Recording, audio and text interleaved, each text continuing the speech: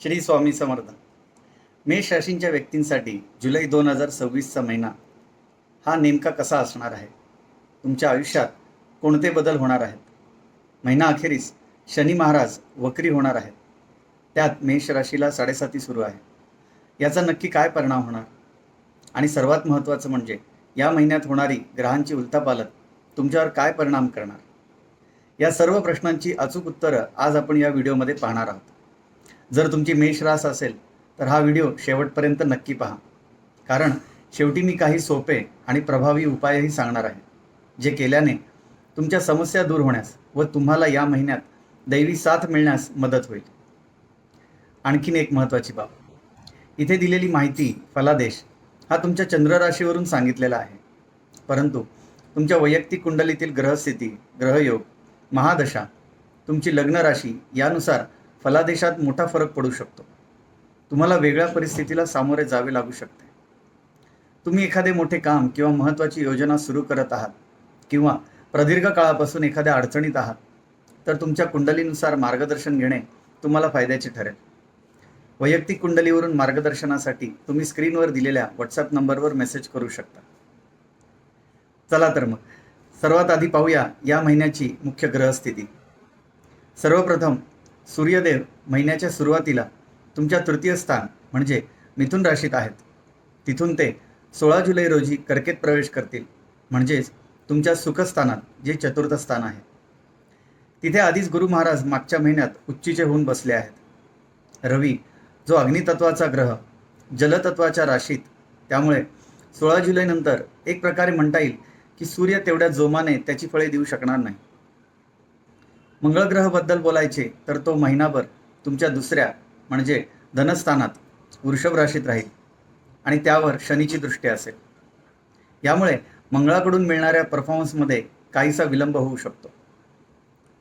बुधाबद्दल बोलायचे, जे खूप महत्त्वाचे आहे या महिन्यात, तर बुध महाराज 30 जूनला कर्क राशीत वक्री झाले आणि वक्री व अस्ते असताना 7 जुलैला ते त्याच्या मागच्या म्हणजे मिथुन राशीत प्रवेश करतील. ते पुन्हा मार्गी होतील 24 जुलैला. याचा अर्थ ते तुमच्या चतुर्थ व तृतीय स्थानातून वाटचाल करतील. त्यामुळे तुम्ही बुधाकडूनही शुभ फळांची अपेक्षा करू शकत नाही. याचे काय नक्की परिणाम होतील ते आपण आता पुढे व्हिडिओत पाहणारच आहोत. शुक्र 4 जुलैपर्यंत तुमच्या चौथ्या घरात म्हणजेच कर्क राशीत राहील. यानंतर शुक्र सिंहेत तुमच्या 5व्या घरात प्रवेश करेल. शुक्र केतू युती संपूर्ण महिनाभर टिकेल. किरकोळ अडथळे वगळता शुक्र साधारणपणे अनुकूल परिणाम देऊ शकतो. गुरु तुमच्या चौथ्या घरात गोचर करेल आणि तो शनीच्या नक्षत्रात असेल. ही एक अशी परिस्थिती मानली जाते जी सरासरीपेक्षा चांगले परिणाम देईल, परंतु 15 जुलैनंतर गुरु अस्तंगत होईल. त्यामुळे काही गोष्टींमध्ये गुरुचे परिणाम वीक किंवा स्लो होऊ शकतात. शनी तुमच्या 12व्या स्थानात आहे आणि शनी बुधाच्या नक्षत्रात आहे.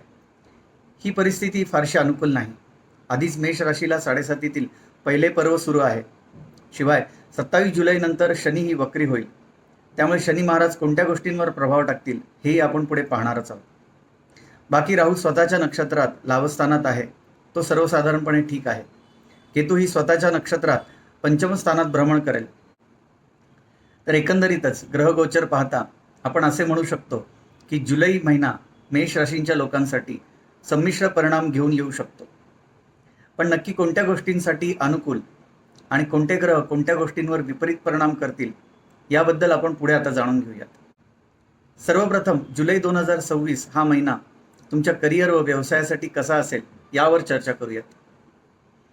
तुमच्या चंद्रकुंडलीप्रमाणे तुमच्या दशम स्थानाचा म्हणजे नोकरी, व्यवसाय, उद्योगधंदा या स्थानाचा स्वामी असलेला शनी, या शनीची स्थिती या महिन्यात फारशी अनुकूल नाही.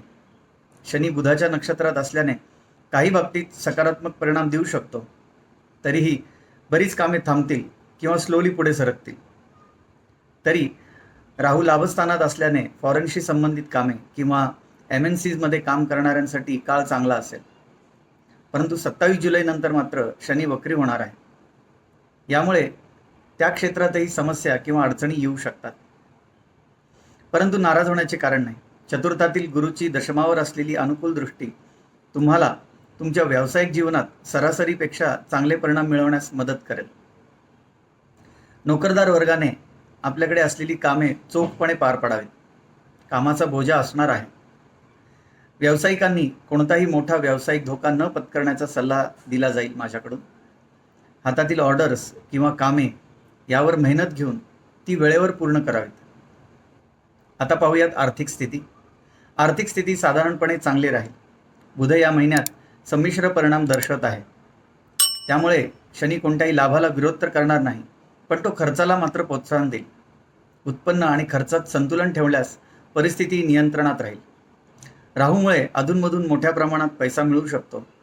त्यामुळे व्यवसायात गुंतलेले लोक या महिन्यात चांगली कमाई करू शकतील. परंतु व्यावसायिकांना मात्र बचत करणे थोडेसे कठीण जाईल. आरोग्य. तुमच्या लग्न राशीचा स्वामी मंगळाची स्थिती या महिन्यात फारशी चांगली नाही आहे. मंगळ तुमच्या दुसऱ्या घरात भ्रमण करणार आहे, जिथे त्याचे भ्रमण अशुभ मानले जाते. शिवाय मंगळ रोगांसाठी जबाबदार असलेल्या शनीच्या प्रभावाखाली असेल, ज्यामुळे आरोग्याच्या तक्रारी वाढू शकतात. वाहन सावकाश चालवा. ॲक्सिडेंट किंवा दुखापत होण्याचा धोका देखील आहे. विशेषतः ॲसिडिटी आणि बीपीचा त्रास होऊ शकतो. त्यामुळे या महिन्यात तुमच्या आरोग्याबाबत कोणताही निष्काळजीपणा करू नका. योग्य आहार व राहणीमान सांभाळणे आवश्यक आहे. प्रेमसंबंधांसाठी महिन्याचा पहिला पंधरवडा चांगला असू शकतो. तरीही केतू आणि मंगळाचा प्रभाव लक्षात घेता अनावश्यक वाद टाळा.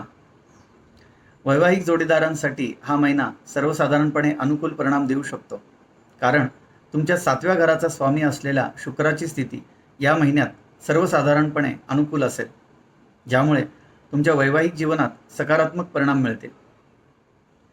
दुसऱ्या घरातून मंगळाचे भ्रमण आणि दुसऱ्या घरावर व मंगळावर शनीची दृष्टी असल्यामुळे कौटुंबिक बाबींमध्ये मात्र काही अडचणी निर्माण होऊ शकतात.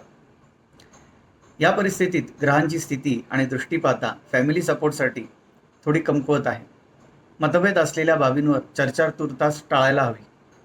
त्यामुळे शांत राहणे आणि संघर्ष टाळणे तुमच्यासाठी फायदेशीर ठरेल. विशेषतः महिन्याचा पहिला पंधरवडा कौटुंबिक जीवनासाठी खूप अनुकूल असला तर दुसरा आठवडा तुलनेने थोडासा कमकुवत आहे. आता पाहूयात उपाय. मेष राशींनी जुलै महिन्यात नियमितपणे हनुमान चालीसा म्हणणे खूप आवश्यक आहे. तसेच गरजूंना व अपंगांना शक्य तितके अन्नदान करा.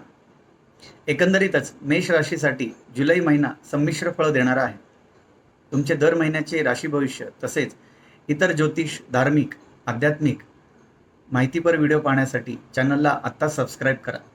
व्हिडिओला नक्की लाईक करा आणि मेष राशी असलेल्या तुमच्या मित्रमैत्रिणींना किंवा परिवारातील व्यक्तींसोबत हा व्हिडिओ नक्की शेअर करा. भेटूया पुढील व्हिडिओत. सुहास दाणी, स्वामी ज्योतिष केंद्र.